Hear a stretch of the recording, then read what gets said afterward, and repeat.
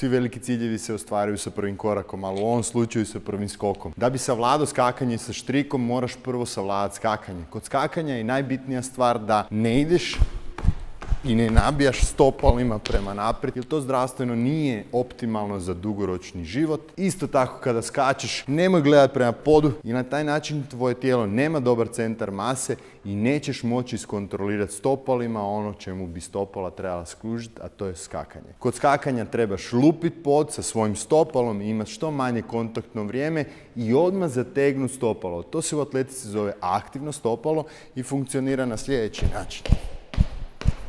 U potrebi treninga ti ćeš odlučiti da li ćeš skakati više, da li ćeš skakati niže, da li ćeš skakati sa jednom nogom, da li ćeš skakati lateralno, da li ćeš napraviti cik-cak prema naprijed. Ali da bi to išta mogao raditi, prvo moraš se iskoordinirati svoje ruke sa svojim nogama i cjelokupno tijelo mora ući u harmoniju preskakivanja. Da bi to savladao, prva faza, i proćemo po levelima, je da naučiš vrtiti štrik. Štrik se vrti sa opuštenim ramenima, sa bliskim laktovima i sa rotacijom u samome zglobu. Glava je neutralno i gleda prema naprijed i ona osjeća taj ritam u skladu sa kontrolom vlastitog zgloba.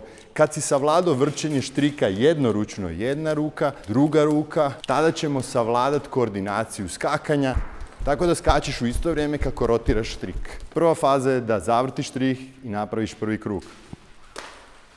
Pređeš preko i onda skok. Faza broj 2 je već više skokova. 1, 2, 3, zaustavi se. Kad si to savladao, onda vrlo jednostavno probaj se iskoordinirati i naći neku referentnu točku gdje će ti biti signal za tvoj mozak da u tom trenutku trebaš preskočiti štrik. Sad. Padamo na naš soleus i gastrocnemius. Ideja je da naše ahilove, koje su elastične, rade dominantno, a ne koljena sa lupanjem stopala prema naprijed. Zamisli to kao da pokušavaš, kao konj, grabiš prema naprijed. Kad si to savladao, onda možeš dodati nekakve drugačije zafrkancije. Možeš ići na jednu nogu, možeš ići široko, naprijed, nazad, u stranu ili jednostavno kao duplo preskakanje.